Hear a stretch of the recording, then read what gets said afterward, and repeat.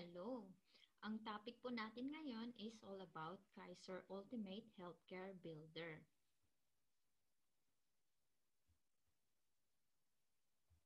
I'll just share my screen. So, sino ba si Kaiser Ultimate Healthcare Builder? Bakit ba natin to gustong malaman? So, Kaiser Ultimate Healthcare Builder is a 3-in-1. So, meron na po siyang healthcare, may life insurance, and investment. So, ang ambassadress po natin dito ay si Miss Sharon Coneta. So, watch the video with Miss Sharon Coneta.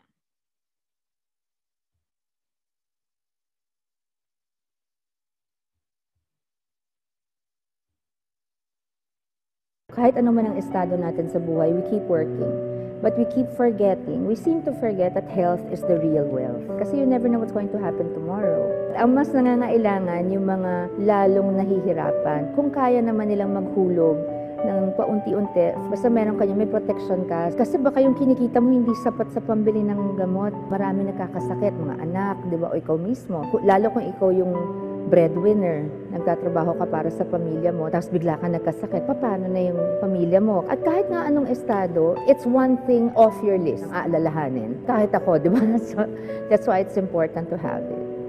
Kasama ko ang Kaiser, kahit maputi na ang buhok ko. May Kaiser Health Card ka na ba? Sharon Coneta po, para sa Kaiser. That is Miss Sharon Coneta from our the ambassadress of Kaiser. So, bakit ba kailangan natin ng life insurance and healthcare, 'di ba? So, alam naman natin na sa Pilipinas, mahal talaga magpa-hospital. If wala tayong pambayad para sa admission fee, parang hindi tayo pwedeng ma-admit sa hospital or kailangan na lang sa public hospitals. Pero matagal din doon, 'di ba? So mas maganda na handa tayo. Meron tayong Kaiser or HMO. Your health is first, 'di ba? So Kaiser Medical Center Incorporated is caring for everyone. Your health is first. So sino nga ba si Kaiser? So, Kaiser International Health Group Inc. is a health maintenance organization company duly accredited with the Department of Health or DOH, Bureau of Health Facilities and Services. Our company is likewise registered with the Securities and Exchange Commission on June 8, 2004 as a healthcare provider with authorized capital stock of 160 million. So si SEC or si Securities and Exchange Commission, ang ano lang niya, hinihingi is 80 million. But dinoble yan ni Kaiser. So we have, merong kumukuha sa Kaiser sa Department of Agrarian. So lahat ng mga public officials sa Department of Agrarian, merong Kaiser. Sa Supreme Court din, so ang provider nila is Kaiser. Sa House of Representative, ang provider is si Kaiser. So, si IMG lang ang pwede silang kumuha ng Kaiser. O, di ba? So, bakit tayo hindi pa kukuha ng Kaiser? Even our government officials, kumukuha na ng Kaiser. O, di ba? So, Kaiser Ultimate Healthcare Builder. So, renewal is guaranteed. Di ba? Kasi pag sinasabing renewal is guaranteed, it means na next year, pwede mo na uling i-renew. So, continue siya for up to the 7 years ka magbabayad. So, it means fixed premium for 7 years. So, anong kinukuha mo ngayon na amount, yan pa din for the whole 7 years. Diba? Kasi 7 years ka lang magbabayad. So, fixed na po yung premium. So, hindi na siya, ngayon is maybe 5,882, tapos next year 7,000. Hindi po. So, kung ano yung kinuha mo ngayon, so 5,882, so for the whole 7 years, 5,882 pa din ang babayaran mo monthly. And then, with 4-way insurance coverage for up to long-term healthcare plan. So, meron po siyang term insurance, may accident, death, and dismemberment, waiver of installment due to death, waiver of installment due to permanent disability. So, 4-way insurance po siya. All unused health fund accumulates of interest. So sasabihin mo, hindi ko naman yan magagamit kasi nandito ako sa ibang bansa. The more is advisable na meron tayo kasi nga if hindi natin magamit, pwede nating ilagay siya or mag-accumulate ng interest yung pera natin. So it's an investment para sa atin. So with return of premiums up to 85% of contract price. So the more, if hindi natin nagamit during the paying period, ang pera na 85% babalik sa atin. Yung contract price na 85% babalik sa atin during the maturity. So, makukuha natin yan pag nag-mature na po yung plan natin. So, covers beyond age 60 with the long-term care yields. Diba? Usually naman, pag may mga healthcare, pag after 60, wala na. But with Kaiser, kahit 60 na, kahit 70 ka na, 75 ka na, pag meron pang pera ang Kaiser plan mo, pwede pa din siyang makakover ka pa din for hospitalization. And pre-existing is not covered during accumulation period. No exclusion after the 7th year of coverage. So it means, for example, yung mga pre-existing na diabetes, hypertension, asthma, hindi pa po yan covered during the accumulation period. Pero covered na po siya after natin magbayad ng ating Kaiser. So on the 8th year, covered na po yung mga pre-existing illnesses. And then, flexible, transferable, upgradable, and maybe redated benefit design. So, flexible kasi pwede kang magbayad na monthly, quarterly, semi-annual, or annual. Tapos, transferable, it means transferable. So, pwede siyang matransfer sa pamilya natin pag tayo ay namatay or yung policy holder ay namatay, so matransfer na yung policy natin sa beneficiary natin. Upgradable, so pwede tayong mag-upgrade. So, maybe from monthly, pwede nating i-upgrade na quarterly, semi-annual, or annual. So, pwede tayong mag-upgrade pero hindi po siya pwedeng mag-downgrade. And maybe redated design benefit. Redate means if na-lapse na natin yung policy natin, pwede pa natin siyang i-continue. Pero mamumove lang yung date. And then reinstatement within 2 years of lapse policy. So for example, especially ngayong pandemic, nawala ng trabaho yung iba, di ba? So hindi sila nakabayad ng Kaiser nila. So meron pa silang chance para makontinue yung Kaiser nila. So magbayad lang ng 300 pesos and then yung form, yung reinstatement form, 'di ba? So mag-fill up lang nun. And then 7 years of spark cash payment option. So sabihin mo na para may peace of mind ka, nabayaran mo na yung plan mo na Kaiser, and then you will just wait for the 13 years or total na 20 years para mag-mature yung plan mo. So you will have the peace of mind na meron ka ng healthcare, and then if may mangyari sa atin, meron ng makukuha yung pamilya natin na life insurance. And then mag-antay na lang for the investment, di ba? So here is, we have an example na K100 na plan. So K100. So the installment of amount is 58,821.43. So itong installment amount, naka-discount na po yan ng 2 months, di ba? And then the contract price is for 11,750 with the annual payment na 58,821.43. So, we'll just have to pay this plan for 7 years. 7 years lang po tayong nagbabayad. Tapos, covered ka na for 3. Mayroon ka ng healthcare, may life insurance ka na, and then for the investment. So, yung life insurance, we are covered for 20 years, di ba? Until the maturity. But depende during the maturity kung anong options ang gusto mong gawin. So, that's it. So, magbabayad lang tayo for the 7 years.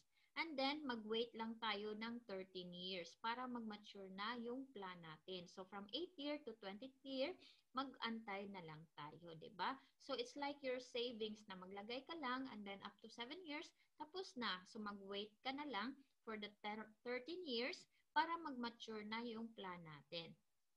So, here, we have the healthcare benefits option. So, during the accumulation period. So, itong pagbabayad natin. So, kahit nagbayad tayo, pwede tayong mayroong physical exam, di ba? So, physical examination, chest x-ray, routine fecalysis, urinalysis, complete blood count, ECG for members above 35, pap smear for female above 35, or as required. So, meron din dental benefit. Unlimited check-up, simple tooth extraction, so pwede tayong re-cementation of jackets, crowns, inlays, onlays, di ba? Yung mga minor adjustment of dentures. So pwede tayong bunot lahat ng ngipin, pero hindi po pwedeng magpa-pustiso, di ba? Kasi major na po yon. And then, basic medical health benefits. So, pwede tayong accredited sa physician's fee, specialist fee, surgeon's fee, anesthesiologist fee. So, operating room, hospital, intensive care. So, yan po, may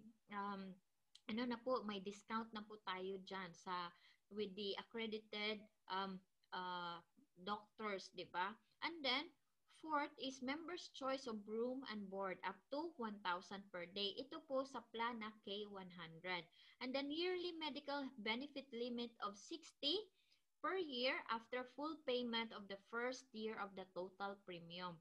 So dapat po note that above provisions 1 and 2 can be availed of after full payment for the first year of the total premium. So maa-avail po natin ang benefit 1 and 2, yung physical examination, CBC, x-ray, and then dental check-up if nakabayad na po tayo ng buo sa ating plan for up to 1 year. 1 year lang po ang hinihingi ni Kaiser para ma-receive natin yung mga benefits, di ba? So itong 60 per year, it's for the plan na K100. So depende po sa plan kung anong kukunin natin, di ba? And then term life insurance coverage. So if the member dies before attaining the age of 65 prior to this entitlement for the long-term care benefit, so the schedule of benefit, his beneficiary be entitled to the amount equal to the sum of the long-term care benefit. So mag-claim po ng beneficiary na for the K100 na plan, so that is 450,000. And then the accident death memberment, so dito po makukuha din ni policyholder, 'di ba? For example, nawalan siya ng dalawang kamay, dalawang paa. So ganito, so pero yung policy or yung member dapat magbayad muna for the 180 days.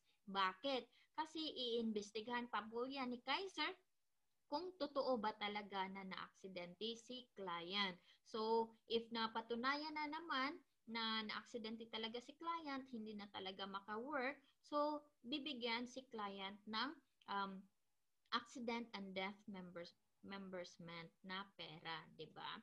And then family assistance services. So itong family assistance service, policy should be active status and plan should have completed at least 1 year of payment. So maganda po pag naka-annual payment po tayo, di ba? A nominated patient must be immediate family of the policy holders or within the first degree of consanguinity. So sino-sino yung mga first degree of consanguinity? So for example, yung parents natin or yung asawa natin and then yung mga anak natin. Pag may pamilya na po tayo, so yung immediate family natin is yung asawa natin, mga anak natin. Pero if single ka po, so yung parents mo and then yung mga kapatid mo, di ba? Hindi na sa extended family. So policy holder agrees to avail only for the services of Kaiser's accredited doctors and affiliated network of hospitals. So marami pong accredited doctors si Kaiser and affiliated hospitals. So assistance to be provided by Kaiser shall only be to the extent of the allowable benefits due to plan holder under his policy. So prior to discharge of the nominated patient, payment should have been settled to Kaiser. So bago pa lumabas yung pasyente, 'di ba? Kasi pinagamit lang 'yan. So kailangan mo din i-settle ang payment with Kaiser bago ka lumabas or yung pasyente lumabas. So patient Please note that this assistance is an accommodation and not considered a benefit of the plan.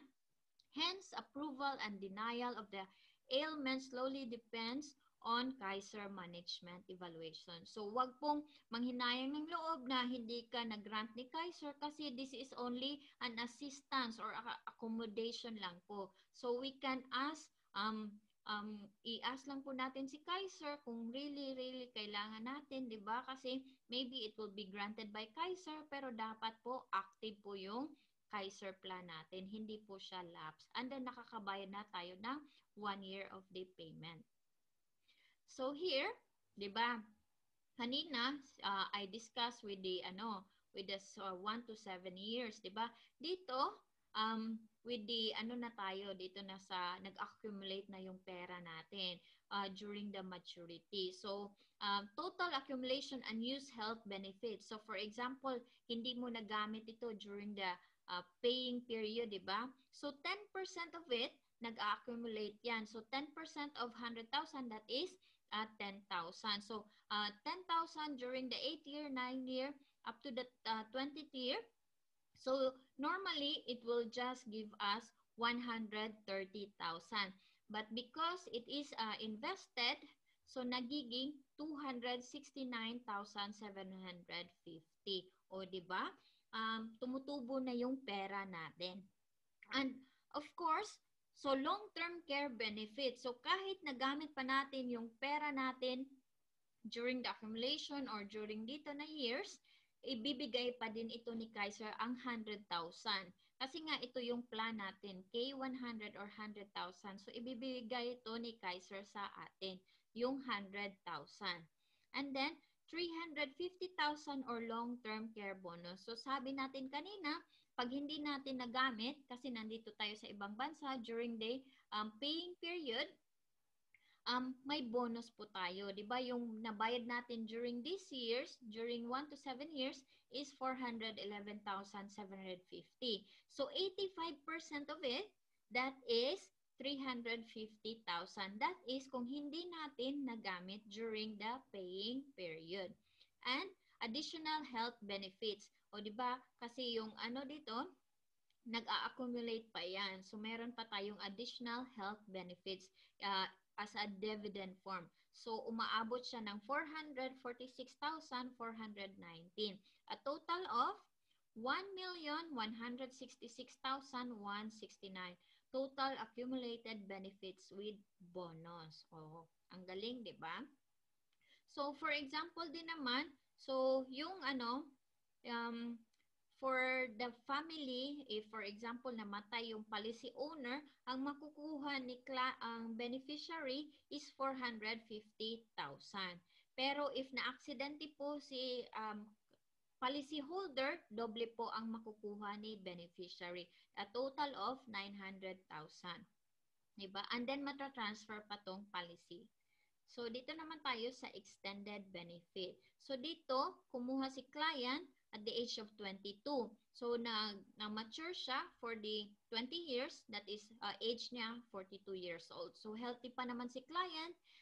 Nagtatrabaho pa. So, nag-retire siya at the age of 60. So, for example, yung pera niya, nagiging 6.4 million. O, di ba? Galing, di ba? Mas maganda pag bata pa kumukuha na ng plan. So, 6.4 million. So, for example, times 10, ito pwede mong kunin na 640K yearly. O, di ba? Pwede mo na kurot sa pera mo.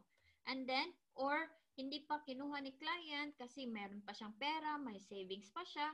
So, at the age of 65, kinuha ni client, nag-gain na yung pera niya. 10 million na yung pera niya. So, pwede niya, 10% lang kukunin niya. So, 1 million, kumurot lang siya, di ba? Yearly, o di ba? So, money working for you. Ang galing, di ba? So, that is called money working for us. So, on the 20th year, meron tayong Kaiser settlement option. So, dito, so sa option 1, so ilalagay mo lang yung pera mo doon. Nakalimutan mo, nandyan lang ang pera mo, di ba? So, gusto mo kasi you are still healthy, you're young. 'di ba? So, ilalagay mo lang 'yan. So, at least invested pa yung pera mo and then meron ka pa ding life insurance, 'di ba? So, sa option 2, pwedeng ano na lang 10% ang kinukuha mo diyan. So, meron ka pa ding life insurance diyan, 'di ba? So, dito naman sa option 3, half na yung kinuha mo, partial withdrawal of up to 50% of the total health benefits. So, dito, wala na pong life insurance. Kasi nga, 50% na ang kinuha mo. And then dito, sa fourth option, full withdrawal or total health benefits. Because full withdrawal na, it means close account na po. So, wala ka ng health na magagamit or for hospitalization, and then wala na ding life insurance niyan. 'Di ba? So, close na, wala na talaga ang benefits. However, should there be no option chosen within 30 days from the receipt of this letter, so option 1 will automatically apply. So, dito ibibigay or ilalagay ni Kaiser pag hindi ka pumili ng option. So, dito sa option 1, di ba? And then, so, si Kaiser, meron siya iba-ibang plan. So, may eligibility. So, sa K45, so from 10 years old to 40 years old. 'Di ba? Pero pwede silang kahit anong plan, but the minimum na pwede nilang kunin is yung K45. So, yung monthly na 2,600, 4,700, quarterly, semi-annual, annual. So, total years na babayaran nila is 185. So, meron din na K50. So, pwede pa din yan sa 10 years old to 40. And then, sa K60, ang pinakamababang or sa years, 41 years old to 50, ang pinakamababang plan na kunin nila is K60. So, monthly ng 3,529. So, quarterly 10,000. Semi-annual na 19,000. Or annual na 35,000. So, sabi natin kanina, pag naka-annual ka, naka-discount ka ng 2 buwan. Pag semi-annual, naka-discount ka ng 1 buwan. Sa quarterly, konti lang. And of course, sa monthly, wala po. So, sa age 51 to 60 naman, so ang pinaka-minimum na plan na makukuha nila is K75. So, that is monthly na 4,412, quarterly na 12,000, semi-annual na 23,000, annual na 44,000, or total nababayaran nila in 7 years, that is 308,813. So, ito naman, na K100, ito yung para kahit anong edad pwedeng kumuha. 'Di ba? So, nag-monthly ng 5,882, quarterly 17,000, semi-annual na 31,000, and annual payment na 58,821. Or total na pagbabayad for the 7 years is 411,750.